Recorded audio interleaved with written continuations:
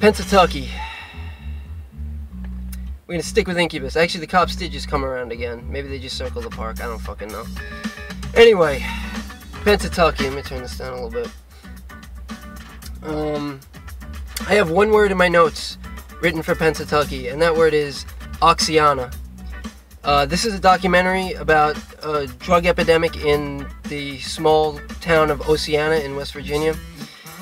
And it's relevant to Pennsatucky, excuse me, because she comes from an area that is kind of connected to the Appalachian Mountains. It's like Pennsatucky, for those of you who don't know, the term is actually Pennsatucky, and whatever, I guess in the book there was actually somebody in prison, Pennsatucky, that they call her, and I like that version better. And also, by the way, I call her Pennsatucky because I don't think it's a derogatory term to say somebody is from that area of Pennsylvania and then that area is from Kentucky. Like, why is it derogatory to say an area is like Kentucky? What's wrong with Kentucky, you know? Like, what the fuck?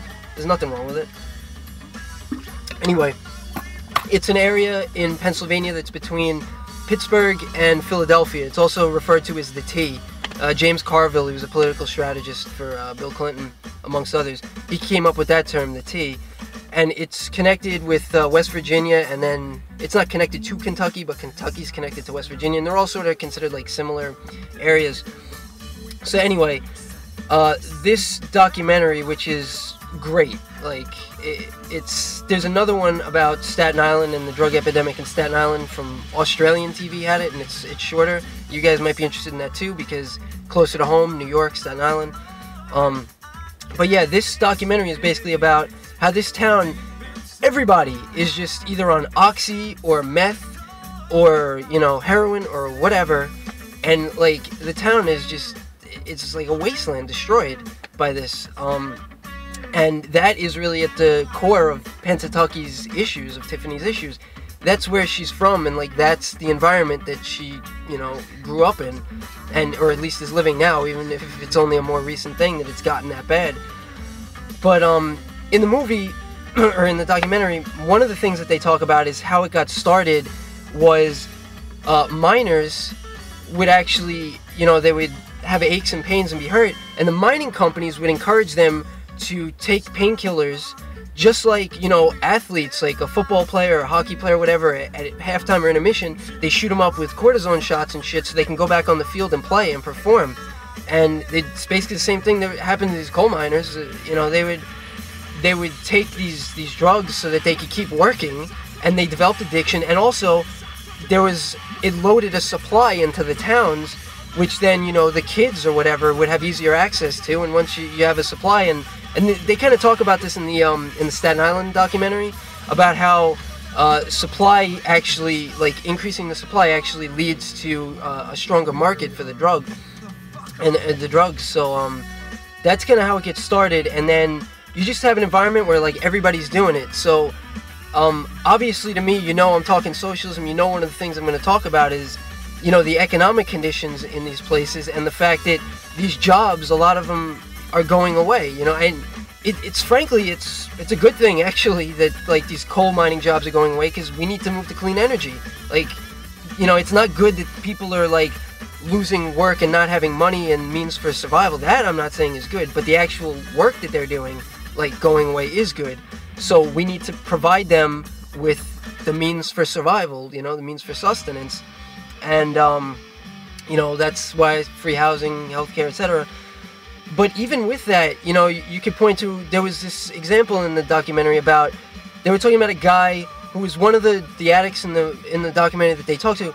He was talking about his best friend who died, who was a chemical engineer, really smart guy, went to West Virginia University, got a degree, got a good job, made a lot of money, yet he still got hooked into the drugs and he died. And you're like, well, you could point to him and say, well, how can you say it's economic if that guy, he had an economic opportunity, got out of it? Well, what I would say to that is, again, it's similar to like, or this is something I'll talk about later, but I filmed it already, like how you change stigmas in society, and it's like if everybody in the town is doing drugs, it almost becomes like you're left out if you don't do it, and you get pulled into it, roped in so easily, you know. That's how you get such a bad epidemic.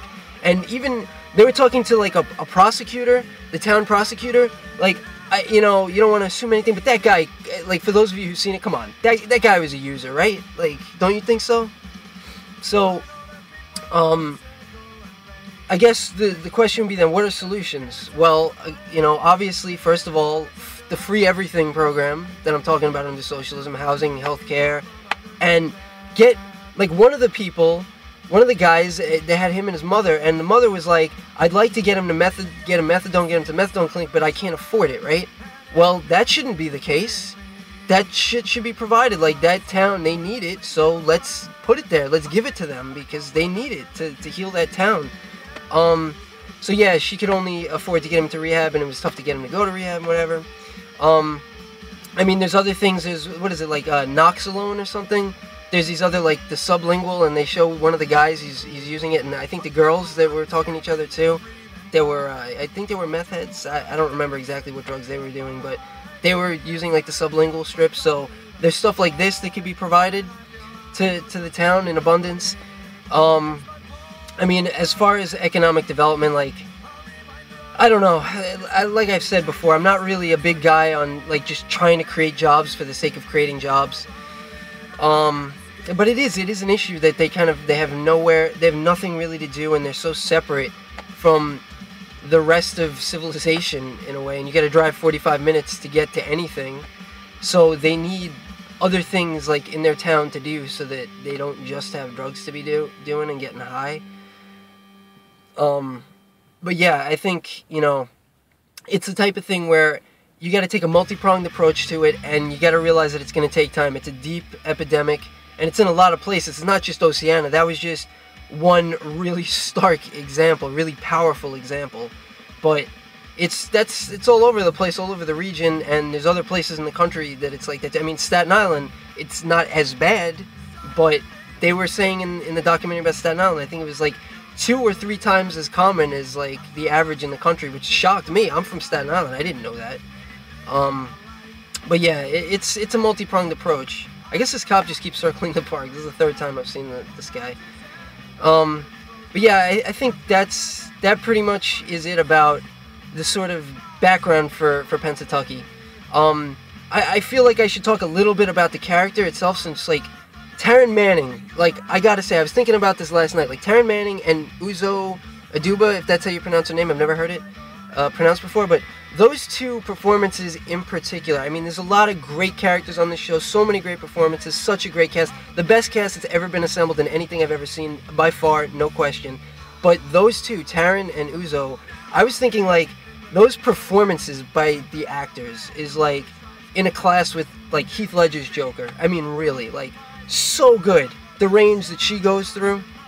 And again, this isn't relative to the topic of conversation here. I just had to say something about this character, because she's so good, and it's one of those characters that, like, no matter how many heinous things she does, I still like her, and I still want to root for her, because she shows such a wide range of humanity with her behavior. And, like, in the 2nd season, I wonder if it was her sort of actor's choice, or she was, by the writers and the directors, it was sort of a common decision to have her sort of act like she's, like, really gone off the goofy end, like, she got her clock cleaned quite a bit there by pipes, so she was probably concussed, and, she acted as such, I think, and, I don't know, I'm super impressed by her and that character, and I love Pennsatucky.